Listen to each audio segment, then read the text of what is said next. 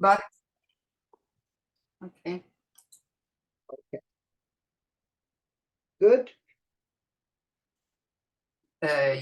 In a way, but I don't see Jill. I just see disability and whatever it says. Yeah. Now, Yeah, it's better, but I don't see you. I don't see Jill anymore. okay, just the writing. You see the writing in French? Yes, I do. Okay. I start Where do you start, from the beginning or from there? from right here. Super Okay. okay. Okay. You're telling me when. Oops. You tell me when, eh?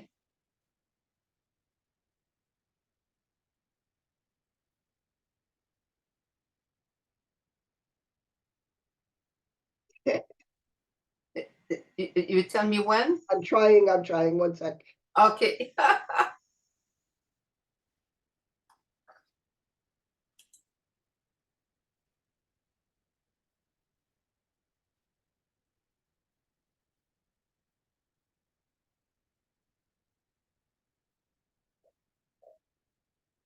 I had it before. That's okay. Don't panic. Yes. Just have faith. That's all there is to it. Okay. I say that this is good. Okay. I'm ready. You Okay. go. Tout se passe bien dans cette conversation et que je fais mon travail. Mon plan est que nous comprenions tous l'interaction de nos corps, de nos esprits et de nos émotions et aussi nos relations avec d'autres personnes lorsque nous avons un handicap. Et cela pourrait être pour un handicap primaire, un deuxième handicap, un troisième handicap. Nous sommes tous différents, nous avons tous des choses et des expériences différentes. Je ferai de mon mieux juste pour vous faire savoir. Ceci est mon avertissement. Je ferai de mon mieux pour prendre soin de nous en tant que groupe. Mais il pourrait très bien y avoir des émotions fortes qui surgissent lorsque nous discutons de certaines de ces choses. Donc, ce sera mon travail de nous garder sur la bonne voie et de prendre soin de nous en tant que groupe. Et ce sera votre travail de prêter attention à ce qui se passe dans votre corps, car cela nous donne des informations. Je vais certainement avoir besoin de votre implication, mais je demanderai que nous gardions les questions jusqu'à la fin. Je veux faire une petite expérience. Je veux commencer. Je suis très excitée de vous montrer cette diapositive suivante parce qu'elle vient de la fille de mon petit ami. Elle s'appelle Hannah et elle est à l'école d'infirmière et elle fait une rotation en elle dans l'unité psychiatrique pour adolescents. Donc, trop réfléchir. Je vais vous montrer sur la diapositive suivante sous forme de photo et je veux savoir de quel côté vous gravitez. Êtes-vous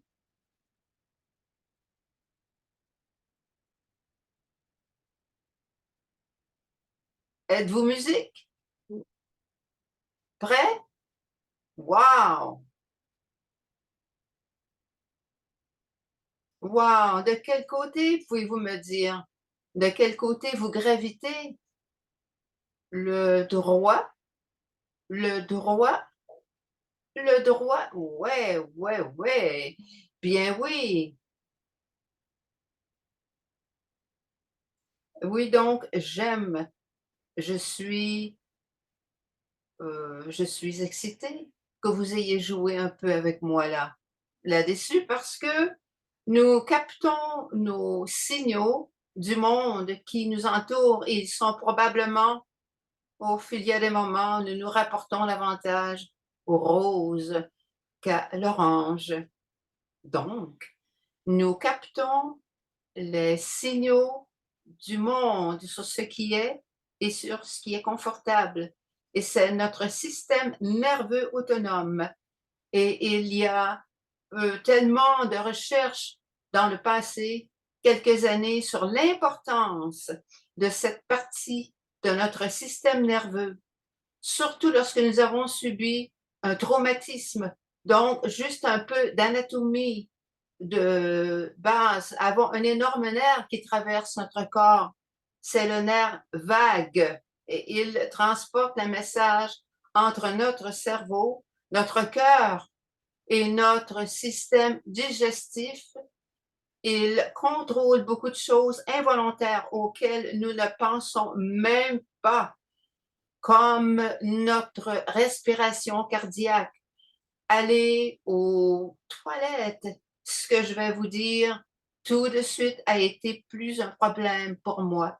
Je suis un survivant du cancer du côlon et je pensais que nous prenions ça, ah, merci, je pensais que nous prenions cela pour acquis, que mon corps me dirait quand je devais aller aux toilettes. Il s'avère que parfois, il faut réapprendre certaines choses vraiment basiques, OK?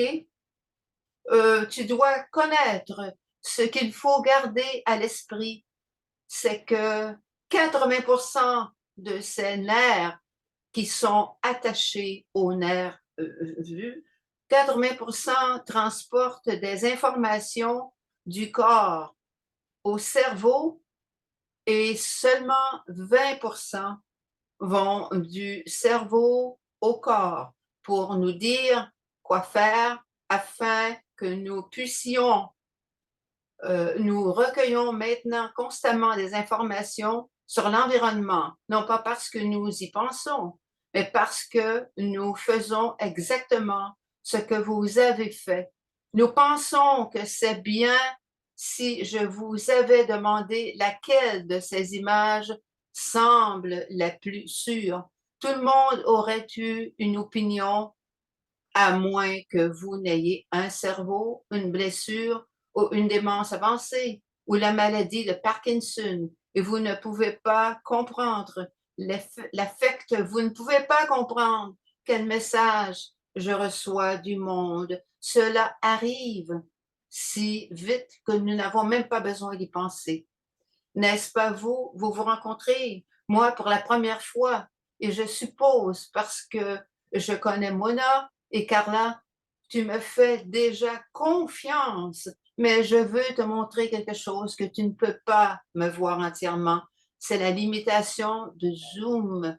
Mais si je fais ça, dis regarde ça, c'est qui je suis, c'est mon bureau. Je veux juste vous le montrer. C'est là que je rencontre des gens. Pouvez-vous dire à quel point c'est différent? C'est comme si vous me connaissiez encore un peu plus. Pouvez-vous sentir que oui, je peux voir quelques têtes notant OK.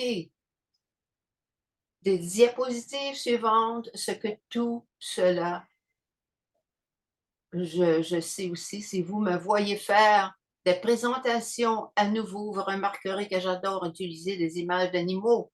Donc, ce que tous ces animaux ont en commun, c'est qu'ils sont tous des mammifères. Et la raison, si nous avons ce système nerveux incroyable, c'est parce que les mammifères sont sociaux. Ils sont connus pour être sociaux et cela s'explique en partie par le fait que nous n'avons pas de carapace dure pour nous protéger, n'est-ce pas? Nous ne sommes pas un reptile, nous ne sommes pas une tortue. Nous ne pouvons pas nous envoler comme un oiseau. Et donc, nous ne sommes pas nés avec la capacité de réguler des choses comme notre température. Nous ne pouvons pas nous nourrir, nous ne pouvons pas contrôler quand nous allons aux toilettes. Nous ne pouvons pas nous enfuir même lorsque nous sommes bébés. Nous sommes incroyablement vulnérables, n'est-ce pas? Et nous devons dépendre de quelqu'un d'autre pour prendre soin de nous. Donc, notre système nerveux autonome est conçu pour se connecter, pour nous garder avec le troupeau, nous garder avec nos mamans, ou nos pères et faisons tout ce qui est en notre pouvoir pour que nous nous sentions en sécurité. C'est pourquoi nous nous disons de rester avec l'herbe, trouver votre tribu. Et quand nous avons cette connexion, devinez ce que dit le système nerveux. Oh, je suis en sécurité. Je peux digérer la nourriture. Je peux apprendre. Je peux être créative. Et c'est aussi quand nous pouvons nous détendre et jouer ainsi que dormir. Nous allons y revenir un peu plus tard. Mais c'est un, mais c'est un, mais c'est un élément clé. Donc, deux termes à connaître sont la régulation et la neuroception avec lesquelles nous dépendons de connexion d'autres personnes pour assurer notre sécurité. C'est pourquoi le COVID était si terrible qu'il n'y avait rien pour rivaliser avec ce qui se passait dans ma tête parce que je ne rencontrais pas beaucoup de gens. Nous avons vu d'énormes pics, des pics de paranoïa, de dissociation. Les gens ne pouvaient pas concentrez-vous. Vous pouvez probablement tous comprendre une partie de cela et c'était en plus d'avoir juste peur. C'était vraiment effrayant, n'est-ce pas? Donc, la première chose à ce sujet est la co-régulation et c'est là que je vérifie avec d'autres personnes pour voir si je suis en sécurité. Mon corps cherche des indices. Je n'y pense pas dans mon cortex frontal. Même si j'ai établi une connexion, je connais Mona et je connais Carla. Donc, j'ai un sentiment de sécurité, n'est-ce pas? Je n'ai même pas besoin d'y penser, certaines de ces choses, parce que je savais que des gens allaient faire partie de ce groupe et que je savais que je pouvais avoir confiance qu'il serait fabuleux d'avoir cette discussion avec vous.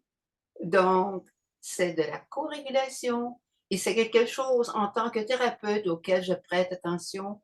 Si j'ai un client qui vient et que je souris, sont-ils capables de sourire en retour? Si je dis, oh mon Dieu, je suis si heureuse que tu m'as dit qu'ils sont si durs à accepter le réconfort, tu sais, ce que je recherche, où est-ce que ça va et vient, et moi, et je vous promets que j'ai eu des clients qui sont tellement fermés et je peux les voir semaine après semaine.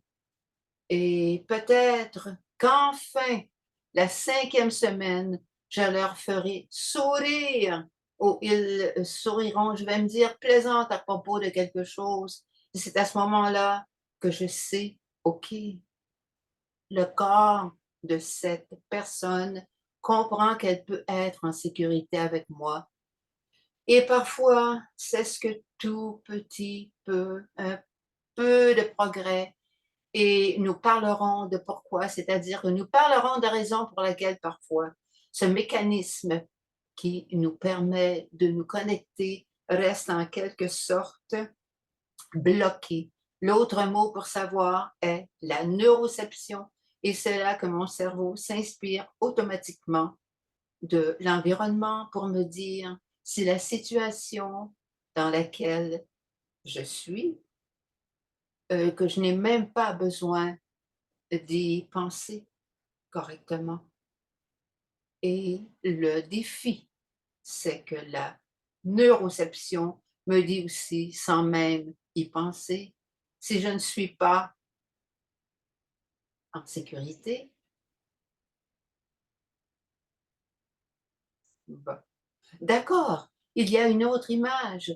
Donc, l'une des façons dont notre corps nous envoie des messages selon lesquels il est normal d'être en sécurité ou que nous devons nous protéger sont nos émotions. Et je vais donc parler un peu du côté émotionnel du deuxième handicap dans cette présentation. Et voici comment je le présente souvent. Des choses quand j'ai quelqu'un ou peut-être quelqu'un nouveau en thérapie, je dirais quelque chose comme ça avant de commencer, en passant en revue vos premières expériences. Nous devons nous assurer que vos émotions fonctionnent comme elles étaient censées fonctionner en tant que source importante d'informations, des informations pour nous aider à comprendre ce qui est dangereux, ce qui est injuste, ce qui est lié et plus encore, nos émotions sont là au début de notre vie. D'accord? Elles sont juste là. Si vous regardez un nouveau-né, personne n'est obligé d'apprendre à un bébé comment se sentir, mais beaucoup de gens ont appris à ignorer les sentiments et ont peut-être même appris que ce n'est pas normal de ressentir des sentiments et donc ils se déconnectent de leurs émotions et la raison pour laquelle cette image est affichée est parce que c'est un peu comme si elle coupait les fils du tableau de bord de votre voiture simplement parce que vous vous sentez mal à l'aise. Vous voir un voyant rouge qui s'allume et indique que le moteur est en surchauffe. Est-ce que cela a du sens sur nos émotions? Sont comme les voyants du tableau de bord. Ils nous donnent des informations sur ce qui se passe dans le moteur, ce qui serait que vous connaissez votre corps et l'environnement. Mais parfois, si nous le faisons tôt, un traumatisme ou un handicap plus tard dans la vie, si ces fils sont coupés pour des raisons qui n'ont peut-être rien à voir avec la décision que nous avons prise par nous-mêmes, parfois, nous ne comprenons pas le message que nos émotions essaient de nous transmettre. Alors, les sentiments sont vraiment très importants. J'ai beaucoup de gens qui ne ressentent leurs sentiments qu'à partir de maintenant. Où vont vos sentiments? Eh bien, ils sont dans ma tête. Je les pense pendant que nous venons de parler de ce nerf, 80% du nerf, le nerf vague, bien sûr, qui nous aide à décider que nous soyons en sécurité ou en danger. Les messages proviennent de notre corps. Alors, gardez à l'esprit cette pièce avec le tableau de bord. Voici une autre section, voici une autre pièce du puzzle. Donc, je voulais m'assurer que nous parlions lorsque les principaux soignants qui sont censés le faire, répondre à vos besoins, ne sont pas émotionnels, lorsqu'ils ne sont pas émotionnels, disponibles pour nous au début de la vie, quand il n'y avait personne pour répondre à l'expression de nos besoins, nous pouvons avoir tendance à nous détacher de ces besoins et nous pouvons ressentir de la honte d'avoir des besoins et nous pourrions également juger d'autres personnes qui expriment des besoins, d'autres besoins, ce qui est un gros problème. Si nous sommes confrontés à un handicap et que nous nous sentons déjà impuissants, l'autre élément à garder à l'esprit, et cela revient dans les groupes de soutien contre la polio que je dirige. Si nous avions une primaire soignant qui a réagi de manière incohérente pour nous aider avec la pollution, action, si quelqu'un n'a pas répondu de manière incohérente à nos besoins, alors parfois nous apprenons que nous devons soit exprimer nos besoins de manière agressive. Oh, nous exprimons notre détresse à haute voix que si nous ne vous n'accrochez pas aux personnes qui s'occupent de nous. Nous n'allons pas être en sécurité.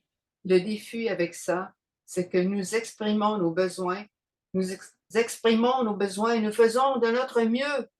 Et ensuite, il nous reste avec ce sentiment de vide parce que, tant qu'enfant, nous n'avons pas la capacité d'extérioriser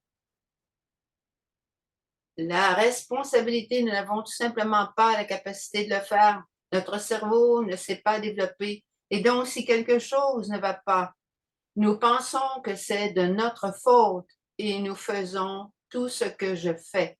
Je prends un peu d'avance. Nous faisons tout ce que nous pouvons pour résoudre ce problème, car la connexion nous aide à rester avec, nous rester avec elle.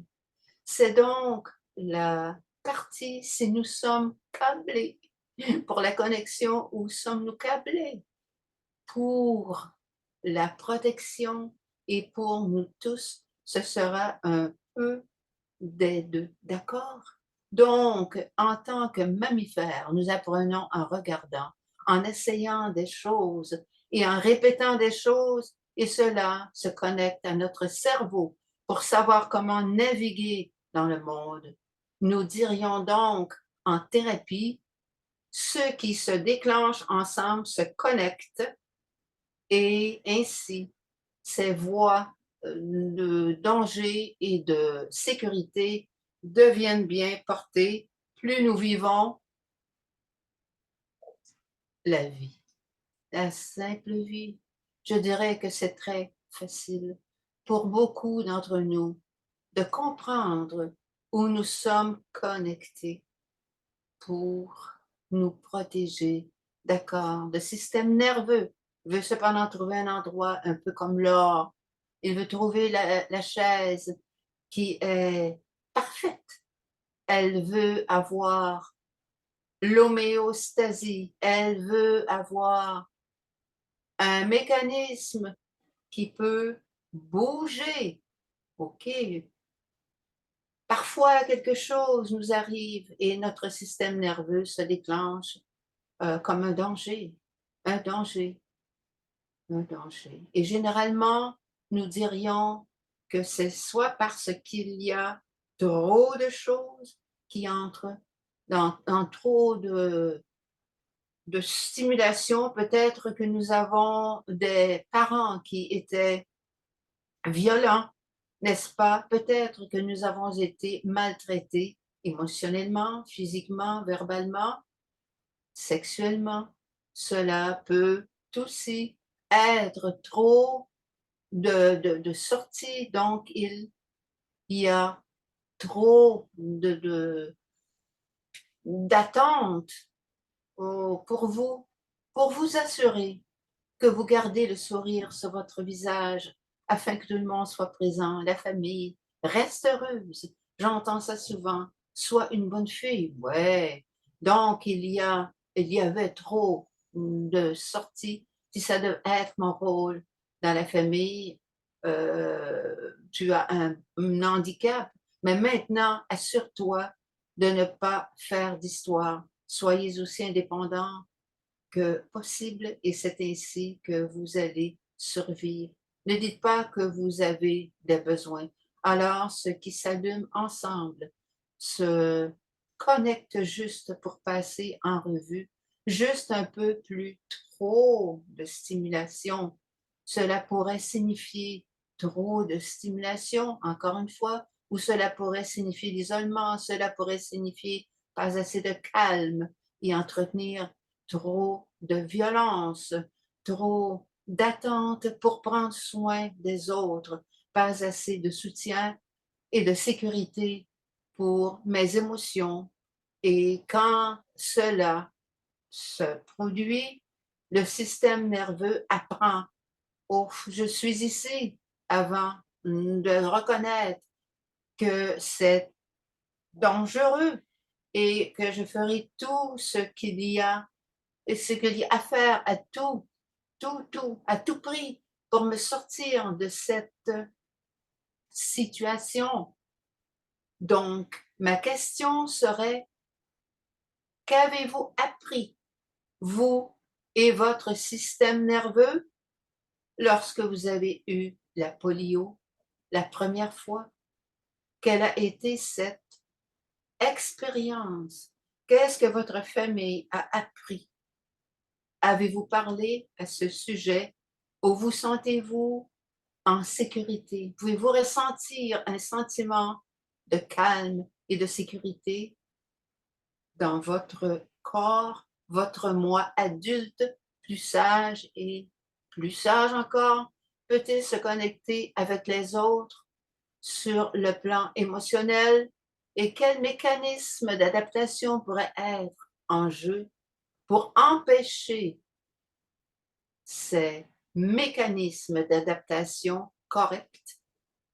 C'est gentil, c'est synonyme avec protection.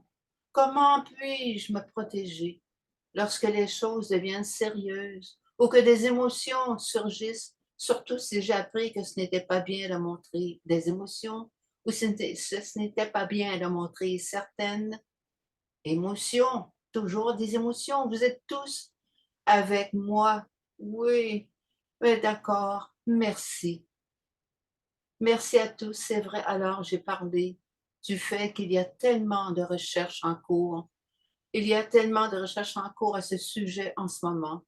Et pour ceux d'entre vous, ce sujet, j'essaie vraiment d'enseigner avec des images, de la science et des histoires. Vous pourriez rencontrer cette idée de, de théorie polyvague, d'accord, et la théorie polyale en votre système nerveux sympathique et parasympathique. Et vous pouvez voir que l'illustration à voir avec ces nerfs vagues dont je parlais, d'accord, la théorie polyvague est la théorie selon laquelle nous devons avoir tous ces différents états du système nerveux. Là-dessus, une échelle pour survivre et une personne en bonne santé. Une personne en bonne santé, je veux dire, je ne peux pas imaginer quelqu'un d'entre nous n'ait aucun traumatisme. Soyons honnêtes, mais un état de système nerveux sain, c'est lorsque le mécanisme peut se déplacer entre tous. Il ne se contente pas de rester dans cet état zone verte, OK? C'est pouvoir bouger. Donc, on regarde quand je t'ai dit que parfois, je dois attendre des semaines pour qu'un client me sourie, c'est parce qu'il y a de fortes chances que le client soit dans la zone rouge en bas. S'ils sont arrêtés, et je vais parler de chacune de ces sections. Et si je vois une connexion, si je vois un contact visuel et un sourire, je sais que ce mécanisme démarre. C'est comme si ça avait pulvérisé du W40 dessus. Il commence juste à bouger un peu, mais vous avez du W40 en Australie, au Canada, c'est vrai? C'est vrai, d'accord, d'accord, bien oui. Nous le faisons. Alors laissez-moi passer en revue à la fois l'état physique et l'état émotionnel de chacun de ces différents états du système nerveux, d'accord, pour que la première zone verte soit le repos et digérer. Et physiquement, lorsque nous sommes en contact avec le système nerveux, lorsque notre système nerveux est au repos et digéré, nous digérons. Mon système immunitaire fonctionne. J'établis un contact visuel, j'ai une bonne circulation et j'ai une respiration régulière, ce qui est particulièrement important. Je suis au repos et je digère. Je peux expirer. Saviez-vous que si vous n'aviez pas la capacité d'expirer, votre cœur fonctionnerait à 120 battements par minute? L'expiration est le calme. Donc, quand je travaille avec des gens qui ont survécu à un accident vasculaire cérébral, parfois tout ce que je fais, je leur apprends comment faire vraiment un travail cérébral à vraiment déréguler. C'est siroter. Donc, j'inspire, expirer, un peu plus. Et vous pouvez l'essayer là où vous êtes assis en ce moment. Je veux dire, cela nous aide à nous sentir calmes. Alors, siroter, siroter et expirer l'état émotionnel du vague central ou de repos et de la digestion. Et la digestion se calme, c'est avoir confiance en notre capacité à nous apaiser. Nous nous sentons connectés à d'autres personnes. Je peux tolérer une certaine quantité de détresse et je sais que je vais m'en sortir. Et chose intéressante, je suis capable pour mettre des mots sur mon expérience. Donc, nous vivons à une époque où nous avons beaucoup d'anxiété. Vous savez, il y a tellement de gens qui prennent des antidépresseurs et des médicaments contre l'anxiété. Vrai? Vrai? OK. Donc, à la seconde où, l'état sympathique, selon laquelle la zone jaune-orange est la fuite ou le combat, et c'est la première ligne de défense du corps, c'est la partie de nous qui a été créée pour soit se battre comme un diable, sauver nos propres vies, soit s'enfuir ou si vite que possible, c'est se mobiliser et être activé. D'accord? Lorsque notre niveau d'excitation augmente, notre capacité à nous connecter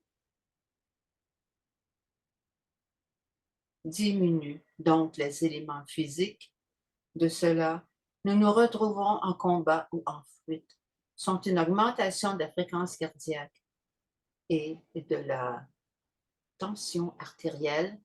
Plus de sang et d'oxygène vont à notre point vital de les organes pour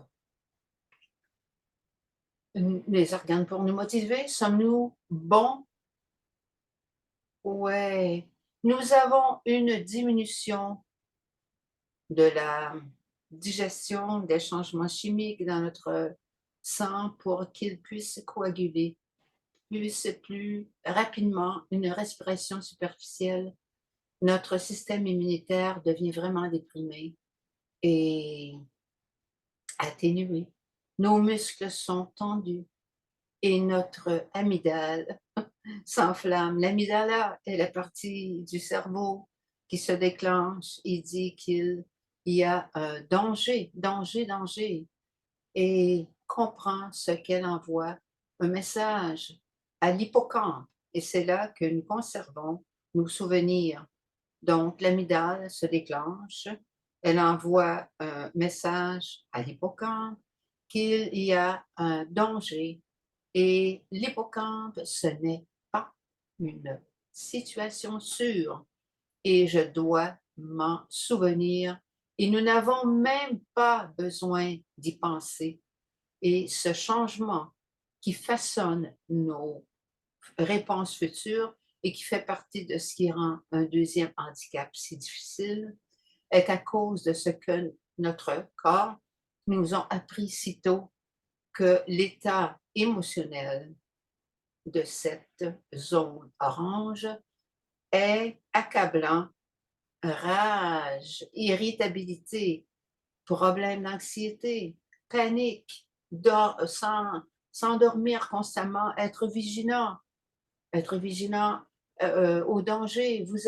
J'ai eu des clients qui insistent simplement, si un membre de la famille va quelque part pour qu'ils appellent, faut lui laisser savoir qu'ils sont arrivés là-bas en toute sécurité. C'est vrai, danger. Tout est un danger. Aller à l'épicerie est un danger. Alors, c'est aussi un état dans lequel nous pouvons avoir des flashbacks, des pensées obsessionnelles, des cauchemars. Nous avons une capacité réduite à nous connecter. Et moi, vous avez probablement eu ça. Et nous ne pouvons pas traiter les informations lorsque les gens nous parlent. Nous ne pouvons pas apprendre lorsque nous sommes dans cette zone orange où, où nous parlons de traumatisme informé. Nous devons être informer les traumatismes. Oui, nous devons comprendre ce processus parce que je te donne des informations toute la journée. Mais si je ne me suis pas enregistrée pour m'assurer que tu te sens en sécurité, que tu sais qui je suis, que tu sais d'où je viens, tu ne pourras pas digérer les informations. Tu es nerveux, le système ne vous laisse tout simplement pas faire. Et c'est toujours mon excuse pour expliquer pourquoi je ne fais pas. Je ne me souviens pas de ce que j'ai dit. Si je suis dans une dispute, parce que c'est vrai, c'est vrai. D'accord. Donc, c'est aussi le système nerveux. Exprimez-vous.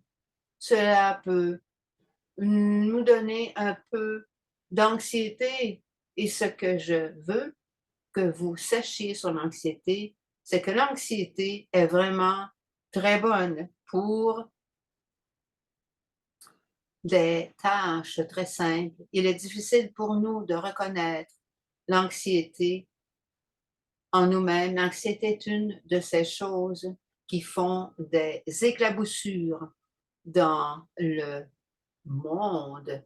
Et donc, l'un des meilleurs moyens de savoir si les traitements contre l'anxiété, qu'il s'agisse de médicaments, de thérapie ou de thérapie, de toutes sortes de thérapies de traumatologie, l'un des meilleurs moyens de savoir si cela fonctionne est de demander aux personnes collatérales autour de nous comment elles pensent que ça se passe. Parce que quand je suis anxieux, je veux que tu fasses quelque chose, je veux que tu le répares, je suis toujours connectée pour que tu ne peux pas le réparer. Pourquoi tu n'as pas bien fait la vaisselle? Tu peux juste le sentir. Il y a beaucoup de ça dans le souffle, moins de... c'est vraiment, moins de souffle, c'est vraiment important si nous sommes dans un état chronique, quelque chose qui est chroniquement un facteur de stress. Il est vraiment important de vérifier avec les gens et de vérifier avec nous-mêmes la zone rouge en bas.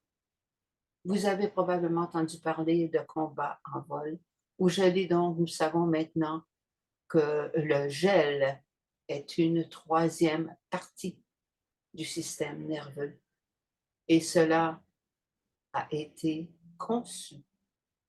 Cela a créé aux États-Unis pour rendre moins douloureux lorsque nous pensons que nous sommes sur le point de mourir. C'est donc notre système de défense, d'immobilisation qui est arrêté pour préserver la vie arrêter d'activer les muscles, attire tout le sang vers les organes vitaux, juste au cas où je survivrais à cette attaque d'ours et libérerait des endorphines pour que si je suis attaquée, je ne ressens pas de douleur. Et c'est ce qui est intéressant et que j'espère chacun d'entre vous n'a jamais été attaqué par un ours ou poursuivi. J'ai toujours peur que quelqu'un dise comme si j'avais été poursuivi par un ours. Ce n'était pas. C'est une bonne illustration, mais c'est ça, c'est l'arrêt, n'est-ce pas? Je n'arrive pas à faire face, je n'arrive tout simplement pas à me connecter. C'est de la fatigue, moins de contact visuel, une respiration ralentie, comme je l'ai dit, la libération d'endorphines pour réduire la douleur. Je suis physiquement engourdie, c'est pour ça que ça me fait pas mal quand quoi que ce soit. Qu'est-ce qui peut me tuer? Me tuer, mon corps se prépare à mourir maintenant. Nous ne sommes pas dans un état où nous ne sommes pas dans une partie de la vie où un ours va nous tuer, où vous savez, les vestes jaunes, tous ces trucs qui polluent, ils nous poursuivent, nous devons nous enfuir, mais ce système nerveux est toujours intégré.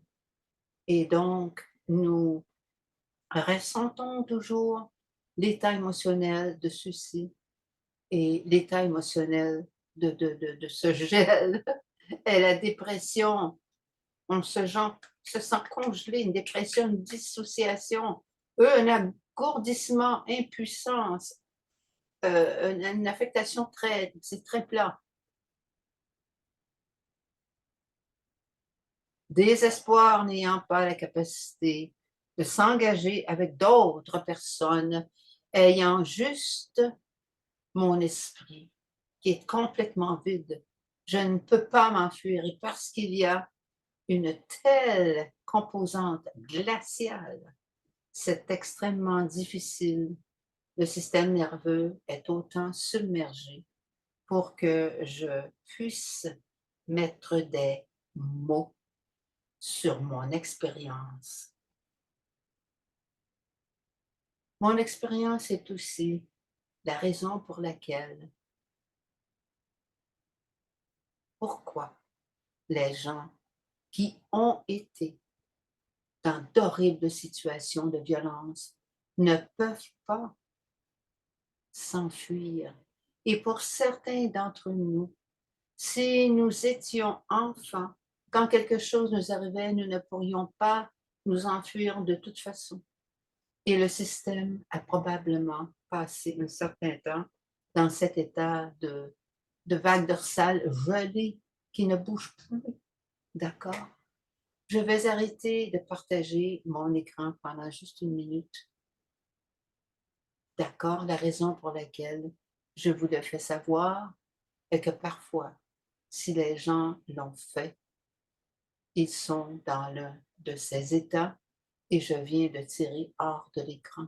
Je me retire, c'est trop choquant. Saviez-vous que donc j'avance dans les choses un peu plus facilement? Encore une chose, la raison pour une autre pour laquelle nous avons besoin de ces états, cet état vert et cet état orange, ensemble quand nous sommes en mode jeu. Nous utilisons ces deux états parce que nous devons être actifs pour pouvoir jouer et s'engager correctement et nous ne pouvons pas être calmes s'il y a un peu de compétition. Nous ne pouvons pas être complètement calmes et faciles à vivre. Nous devons aussi avoir cet état vert avec l'état rouge. Nous devons nous reposer et digérer, mais nous ne pouvons pas bouger. Donc, l'état vagal dorsal fait également partie de ce qui nous empêche de bouger lorsque nous dormons. Ce n'est pas si fascinant que ces systèmes qui travaillent ensemble pour nous aider à passer notre journée et, espérons-le, à fonctionner de la manière la plus optimale possible. Garde-nous en sécurité, OK? Voilà, allez-y, vous pouvez tous avoir mes doigts, ouais. Vous voyez mes doigts, ce que j'ai autour de mes doigts. Autour de mes doigts, je faisais ça l'autre jour et l'élastique s'est cassé. Et la personne était comme si je ne l'étais pas, bien sûr. Mais ça fait partie de notre illustration. Alors, voici la meilleure façon d'illustrer ce que le fait d'avoir un deuxième handicap nous fait alors, quand nous sommes un enfant, et je ne sais pas quel âge vous aviez quand vous êtes arrivé, quand la polio est arrivée, d'accord, mais cela fait désormais partie de votre réalité. Il y a peut-être eu des moments où, où vous étiez dans votre tête, ce qui se passait dans votre tête ne correspondait pas à ce que le monde voyait et à ce qu'on s'entendait de vous maintenant. Donc, il y avait une certaine tension. L'élastique devient un peu serré. Et puis, ce que j'ai remarqué avec la polio, c'est que nous n'en parlons pas vraiment et que nous continuons à vivre nos vies. Puis nous vieillissons et certains d'entre nous ont souffert du syndrome post-polio. Alors, tout d'un coup, cette chose dont je n'ai pas parlé, qui fait partie de moi très facilement et qui, je l'espère, ne cause pas trop de stress. Tout d'un coup, je dois y repenser. D'accord? Tout d'un coup, je dois peut-être utiliser une marchette ou une canne, ou je dois me procurer un fauteuil roulant. Je dois obtenir de l'aide parce que je suis à l'épicerie. Je dois compter sur mon conjoint ou partenaire, mes enfants, ou embaucher de l'aide et et quand je suis dans ma tête, ça ne correspond plus à ce que la vie me demande. C'est ce que nous appelons une divergence d'identité. Et nous savons que les divergences d'identité, en tant que divergence d'identité, provoquent la dépression, d'accord?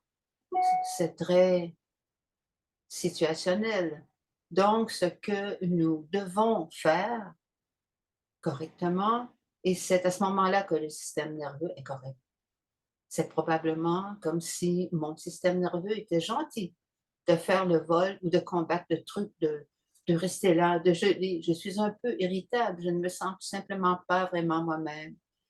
Quand cet élastique devient super serré, c'est ce monde d'arrêt. Oui, je vois que vous hochez la tête. Merci. C'est éteint. Et surtout, avec un deuxième handicap, nous voulons nous assurer que cet élastique ne se brise pas et le moyen d'y parvenir est de se rapprocher de ce que nous savons que nous sommes et qui nous sommes, mais cela peut faire peur. Je vais retourner mon écran sur mon PowerPoint en ce moment. Donc, l'une des façons dont nous parlons parfois de cette pièce émotionnelle qui se produit est de demander aux gens si vous aviez la capacité de voir à l'intérieur de vous-même. Pourriez-vous parfois commencer par là, si vous aviez la capacité de voir à l'intérieur de vous-même, que vous direz votre paysage intérieur. Parfois, je demande aux gens de dessiner ce que vous pensez être à l'intérieur, juste des sentiments et des émotions. Parfois, des gens dessinent et la seule chose qu'ils dessinent, c'est leur tête qui me donne des informations. Absolument. Parfois, les gens dessinent et sans même s'en rendre compte, ils ne reconnaîtront pas une partie de leur corps. Ou ils dessineront comme je ne sais pas. Et il y a juste une sorte de ligne ici. Et une partie de ce qui se passe lorsque nous demandons aux gens quel est votre paysage intérieur, vous le dites, est le côté droit du cerveau, où la plupart des sensations et des informations provenant de notre environnement, nos sentiments sont hébergés sur ce côté. Le côté droit du cerveau j'ai quelque chose à dire, mais je dirais que je m'oriente plutôt du côté gauche et j'essaie logiquement de nous gêner. Donc, lorsque nous dessinons et faisons quelque chose de créatif comme celui-là, je peux accéder au côté droit du cerveau. Et très, très souvent, il veut vraiment que nous y prêtions attention. C'est le côté droit, la raison des rêves et des pensées intrusives et les cauchemars. Mon cerveau me dit qu'il y a quelque chose ici qui n'est pas tout à fait digéré. Et j'essaie de mettre des mots dessus, j'essaie de l'expliquer et le côté droit disparaît. Tu sais ce que tu as à faire? C'est de le ressentir. Rappelez-vous ce tableau de bord. Tout ce que vous avez à faire est de prêter attention et de vous enregistrer, car la façon dont fonctionne le système nerveux est que dès que vous reconnaissez ce que vous ressentez, tout se passe bien. Vous faites attention et merci pour la chose suivante. Mais si vous ignorez le fait, et je suis sûre que vous avez tous eu ça, si nous l'ignorons, il a tendance à s'écraser sur le côté, ce qui est le terme clinique pour nous de devenir irritables, grincheux, déprimés. C'est vrai, nous sommes courts et certains d'entre nous ont un caractère colérique. Quand je deviens trop stressé, lorsque cet élastique devient trop serré, alors être assez courageux. Courageux pour simplement faire attention signifie que vous pouvez vous rattraper, vous pouvez décider de faire attention lorsque le voyant de contrôle du moteur s'allume et l'une des façons dont nous commençons à le faire, comment puis-je savoir ce que je ressens dans mon corps quand il y a une partie de mon corps à laquelle je n'aime même pas penser, d'accord? D'accord, commençons par quelque chose de simple. Commençons par les préférences. Aimez-vous les lumières vives ou est-ce que mieux si j'éteins les lumières? Préférez-vous? Euh, Voici la chose que beaucoup de mes clients qui ont été dans des milieux institutionnels ont passé beaucoup de temps à l'hôpital deviennent ce qu'ils n'aiment pas. Bright comme intelligent, lumière, ouais, il y a une préférence corporelle, n'est-ce pas? Là que personne ne demande à mes clients qui ont subi un traumatisme qui s'est peut-être produit la nuit. Que veulent-ils que toutes ces lumières soient allumées? Ce n'est pas sûr quand nous avons des lumières éteintes. Un autre élément de cela, c'est quand vous ressentez un sentiment fort où vous sentez-vous dans votre corps quand je me sens connecté. Où puis-je le ressentir? Ce qui est intéressant, c'est que ce nerf vague dont je parlais vient en fait à nos joues quand il est dans l'état vert. Donc, nous ressentons de l'amour et de la connexion dans nos joues, dans notre visage, partout. Et ça me rappelle, est-ce que vous avez déjà eu quelqu'un dans votre vie qui vous tapotait les joues? Ma grand-mère me tapotait toujours les joues et elle disait plus de cascade. S'il s'il vous plaît, oui, s'il vous plaît. Alors, est-ce que je ressens une sensation forte dans mon corps quand la gorge se serre? Y a-t-il quelque chose que je dois peut-être dire? Ou puis-je me sentir calme?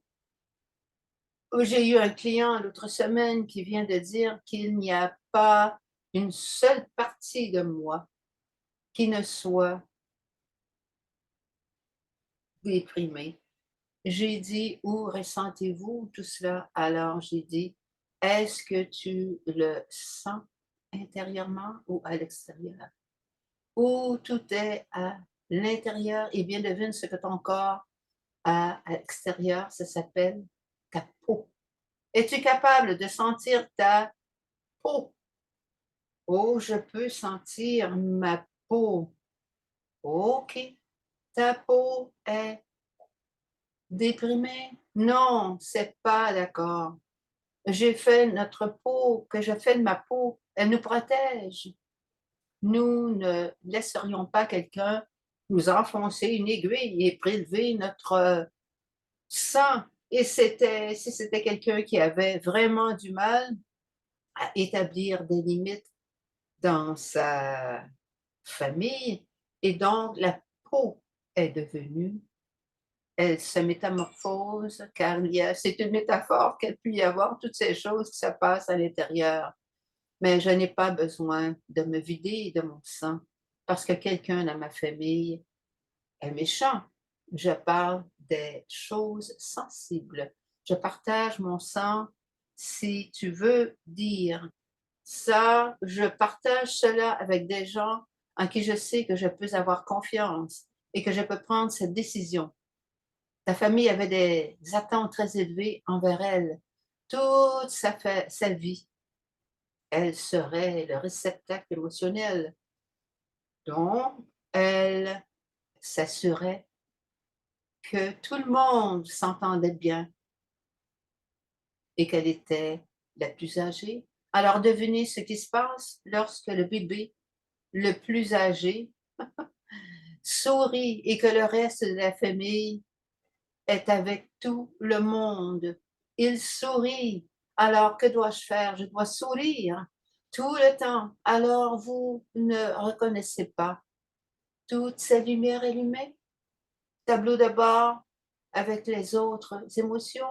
Mais j'ai appris donc que je suis le petit enfant le plus âgé et j'ai appris très vite, si je souris, je peux garder l'équilibre dans la maison.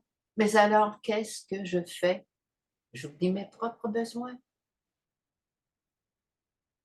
OK. Alors,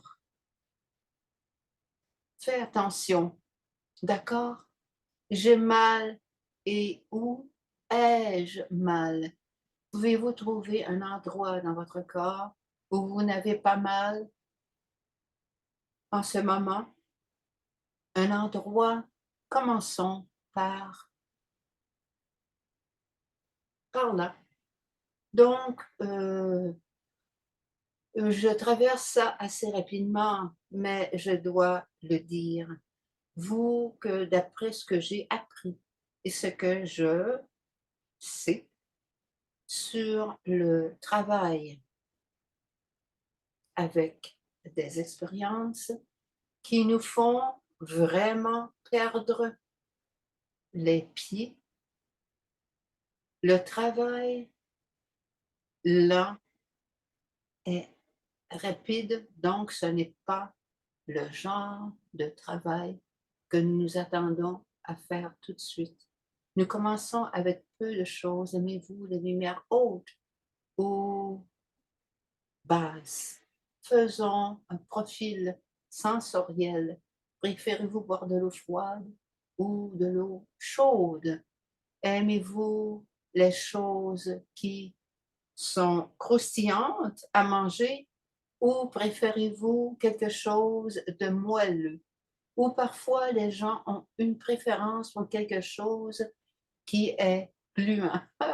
Commencez juste à prêter attention à cela parce que votre corps sait. Il sait. Et quand vous faites un inventaire sensoriel comme celui-là, vous serez vraiment curieux de savoir combien puis-je tolérer et quand est-ce que quelque chose devient trop fort. Qu'est-ce que c'est? Ou mon point idéal? Tu sais où est?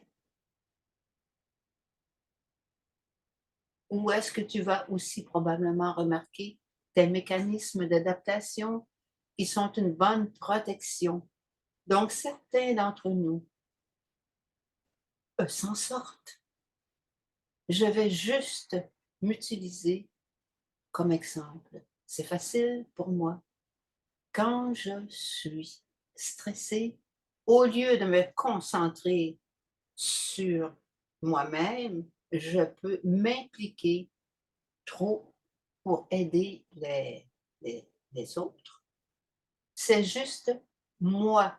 C'est quelque chose sur lequel j'ai dû travailler, surtout en étant dans une profession d'aide. Ouais, certains d'entre nous s'en sortent en faisant des blagues. Nous nous protégeons. Certains d'entre nous espèrent le déni. Il n'y a pas de rien de mal, mais je vais bien. Non, tout va, je vois, tout va bien, je vais très, très bien. Ouais, je vais bien. Pourquoi ne pas le confier à quelqu'un d'autre? Parce que ce bien, je l'écris. Et n'oublie pas que le déni en est un et que j'aime vraiment. Je respecte beaucoup parce que c'est une forme d'espoir. C'est un signe que le cerveau veut se connecter et avoir de l'espoir et qu'il a vraiment peur de ressentir peut-être certains de ses sentiments les plus vulnérables pour vraiment dire que c'est ma réalité et que c'est ce qui se passe. Certains d'entre nous y font face en étant des experts. D'accord, nous pouvons tout savoir, nous savons tout bien. Vous savez, je vois beaucoup de gens et parfois cela ne fonctionne pas. À mesure que nous vieillissons, parfois les gens veulent ressentir une connexion plutôt que de savoir ce que vous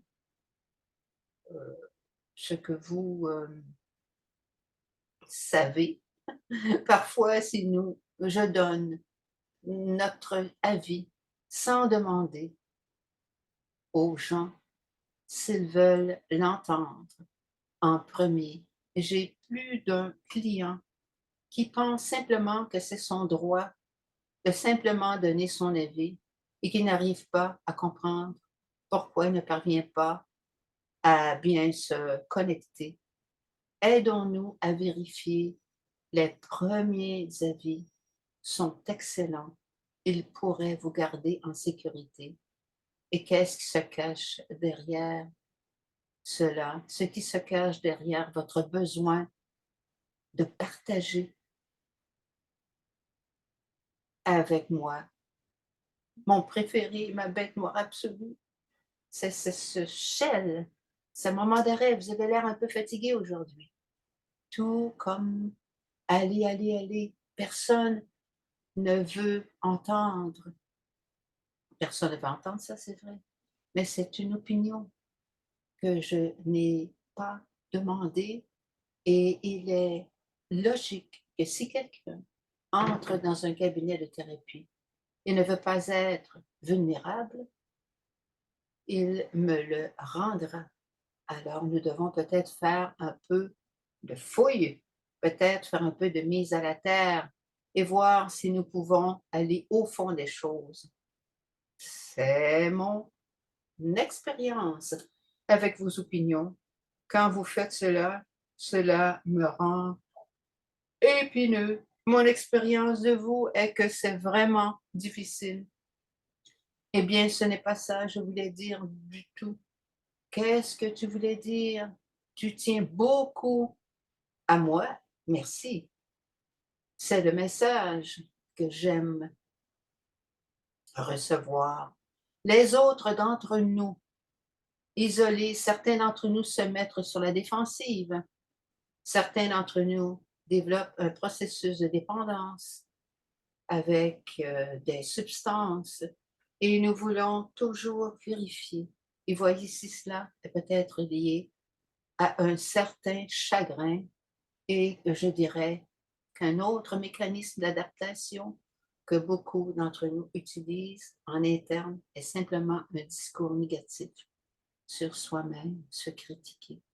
En interne, et si nous parlons à nos amis ou si nous parlons même à d'autres personnes de ce groupe de cette façon que nous parlons, Mona vous mettrait probablement, cette chère Mona, vous mettrait dehors, n'est-ce pas? Nous ne pouvons pas être des juges et ça ne fait rien. Cela nous envoie directement dans la zone orange, sinon dans la zone rouge. D'accord? Pour que vous puissiez vous rattraper. Je suis en fuite ou je me bats ou je suis dans la zone orange, je suis vraiment critique envers les autres. Cela veut probablement dire que je suis dure avec moi-même. Oh, j'avais l'impression que j'avais honte, que je me sens déstabilisée. Je ne me sens pas en sécurité, je me sens fragile. J'aurais besoin d'une certaine reconnaissance. J'aurais besoin d'être, oui, d'être encouragée. Pouvez-vous voir où il y a quelque chose que quelqu'un peut faire pour nous? Lorsque nous reconnaissons en nous-mêmes ce qui se passe, et nous sommes alors moins frustrés parce que les gens nous donnent ce dont ils ont besoin. Les gens aiment aider et laissez-vous aider et répondez d'accord. Mais que ce mécanisme, lorsque ce mécanisme reste bloqué dans cet état orange ou rouge, cela prend de, un peu de temps. Nous devons être vraiment patients avec nous-mêmes et avec les autres.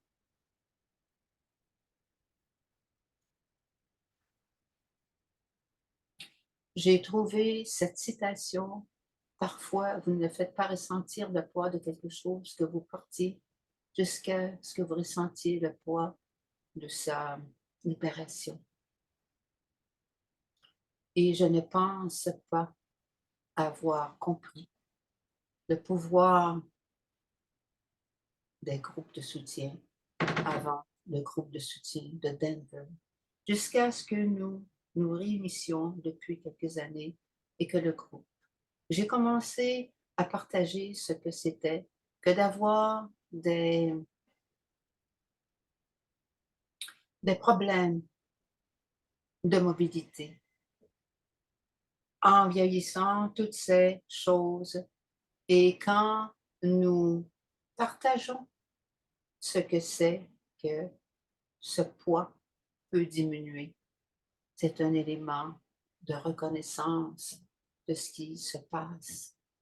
Et je dirais aussi, c'est mon opinion que nous, ensemble, nous apprenons beaucoup dans cette vie, à acquérir et non à lâcher prise. On nous apprend comment acquérir, encore une fois, une réputation, comment réussir dans notre carrière, comment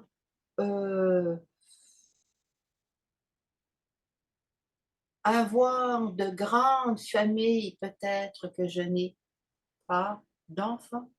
C'est comme ça. C'était comme une grande perte pour moi quand j'ai réalisé que je n'allais pas avoir d'enfants.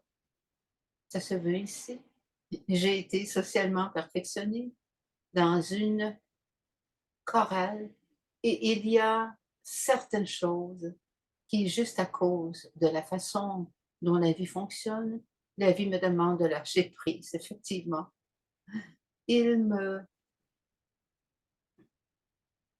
reste juste 2 diapositives supplémentaires. Le reste, et les gars, si vous voulez trouver une thérapeute formée à ce genre de théorie, j'enverrai à Mona ces diapositives. Il y a ces 2 liens sur la façon de trouver une thérapeute qui fait le genre de thérapie dont nous avons parlé aujourd'hui. D'accord? Il y en a aussi 3, il y a 3 livres là. Le corps garde ça. La partition, super livre sur ce que vit cette petite enfance, ce que notre corps nous dit et ce que vous, les histoires dans le livre, sont juste assez pour vous fasciner.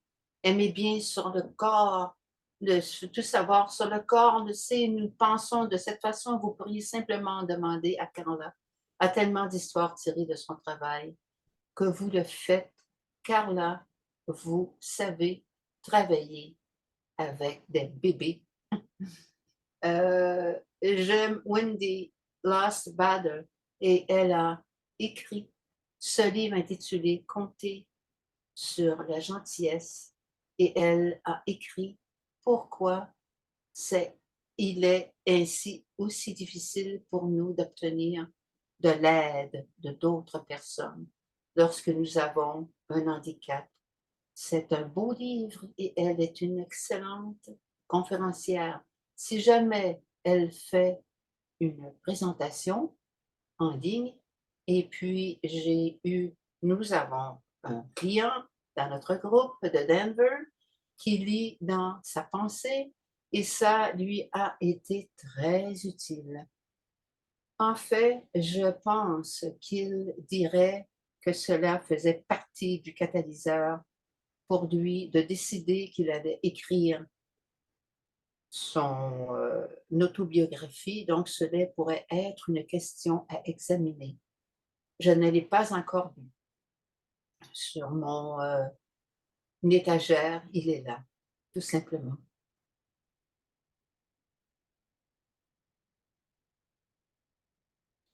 Qu'est-ce que ça dit?